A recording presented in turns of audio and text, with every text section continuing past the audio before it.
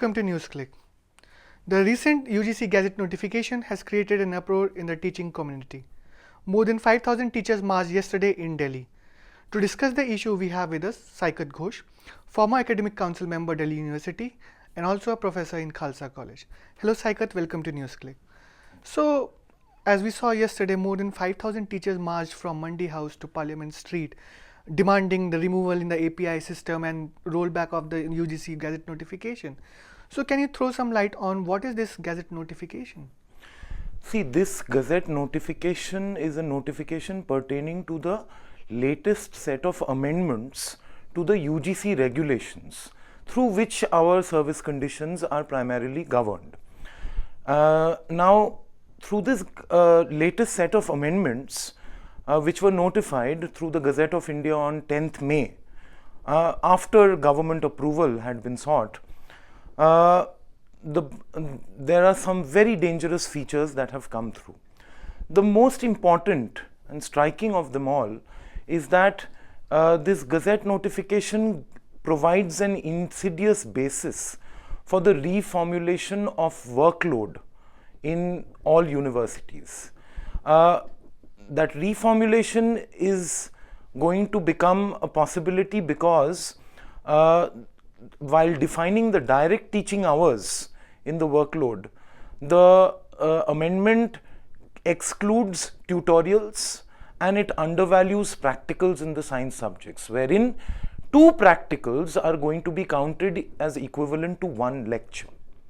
As a result of that, in the current scenario where tutorials and practicals are included in workload calculation per teacher, if we exclude them, then the workload per teacher goes up because the number of lectures that a teacher has to teach increases.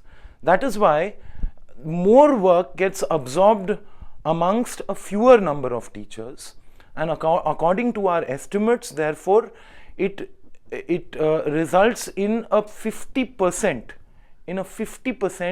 increase in workload per teacher. That means that close to 5,000 teachers who are currently employed within Delhi University will be rendered as surplus hands if this kind of a workload formula is implemented. You mean the ad hoc and the guest faculty? Not just that. Ad hoc, guest and even permanent teachers. It will depend from institution to institution, subject to subject, but the surplus will affect all categories of teachers. We have recently heard that even for permanent employees in the public sector, the government is planning some sort of a retrenchment mode, in the sense that the government might assess your performance in a way that it might conclude that you are not being able to deliver what is demanded in terms of an average mean, and then the government might give you a forced voluntary retirement. So all possibilities are open because we have seen that this government has been gradually nurturing a very hostile environment towards teachers and the academic scenario in general. So one of the features of this API system or the Gazette notification that has come in is students' feedback. Can you throw some light on it? What is it?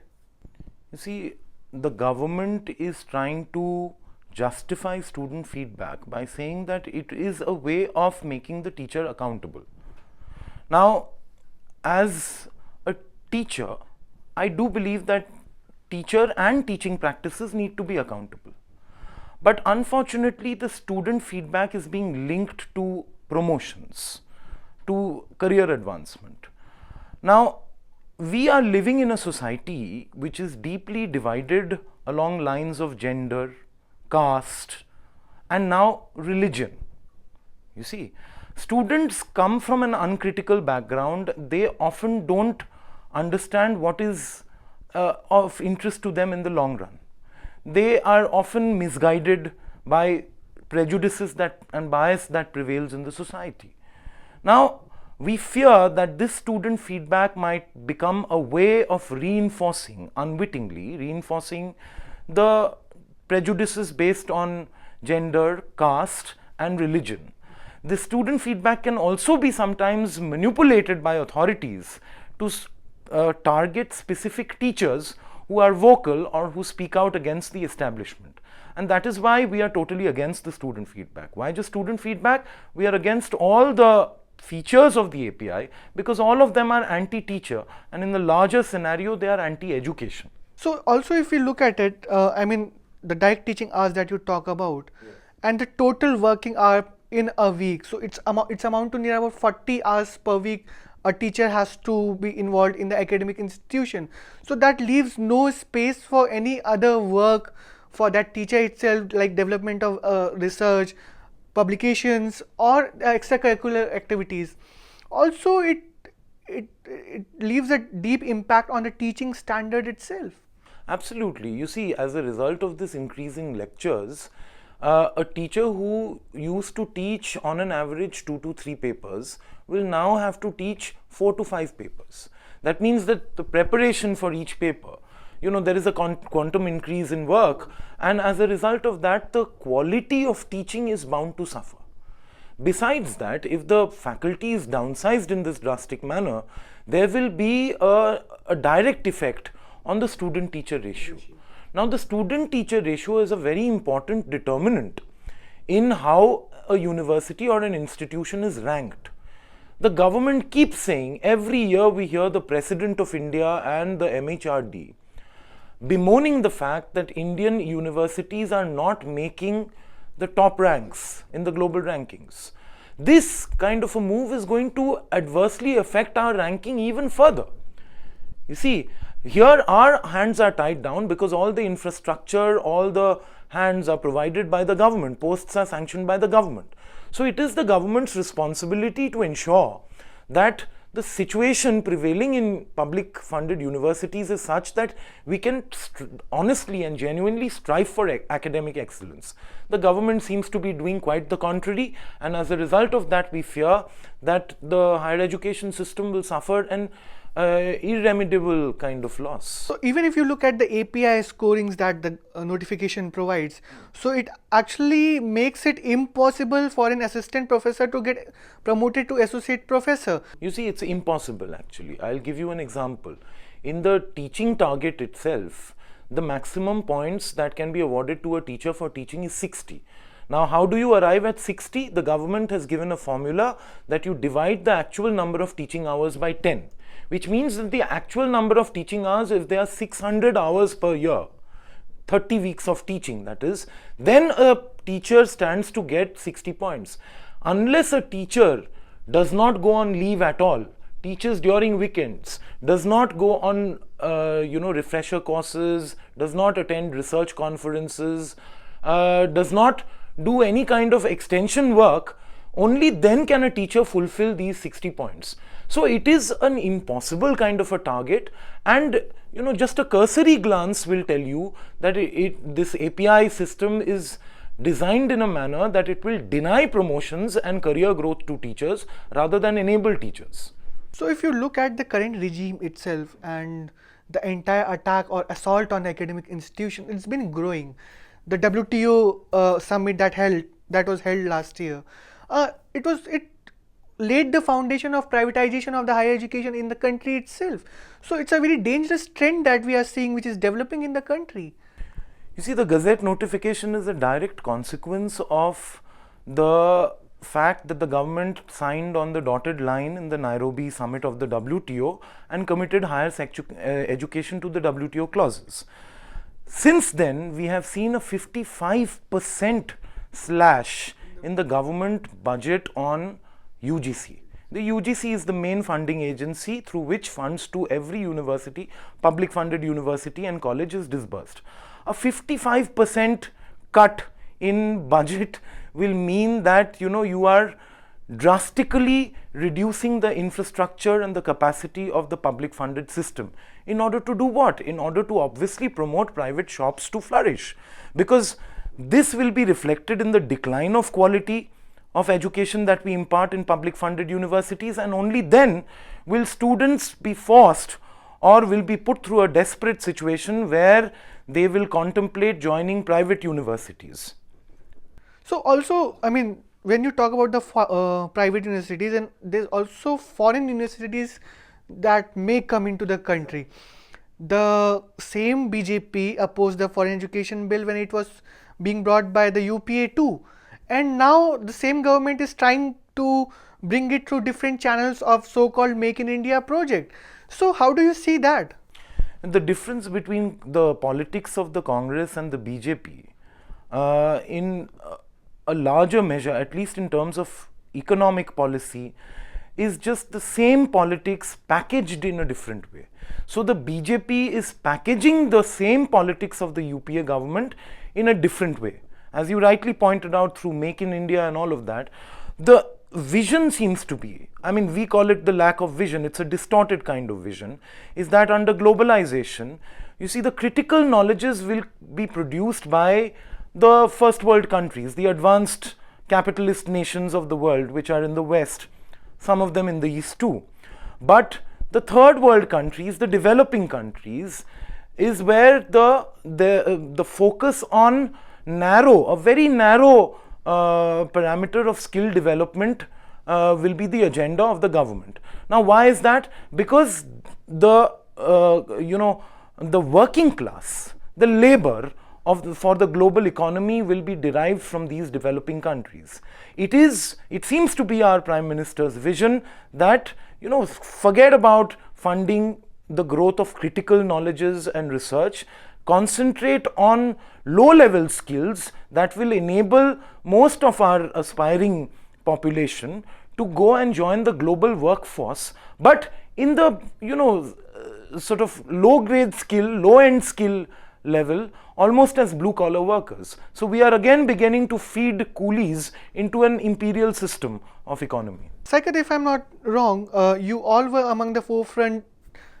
You all were on the forefront of the struggle against FYUP. Yes. This trend of privatization had started. I mean, the Indian universities were made a laboratory for that. And then the current regime brings in the CBCs, which is just the replica of FYUP. So nothing seems to have changed in terms of these experiments which are going on in the Indian universities also. You see, the decision to commit higher education to the WTO GATS regime had come in 2005 with the UPA government. Kapil Sibal had just taken over.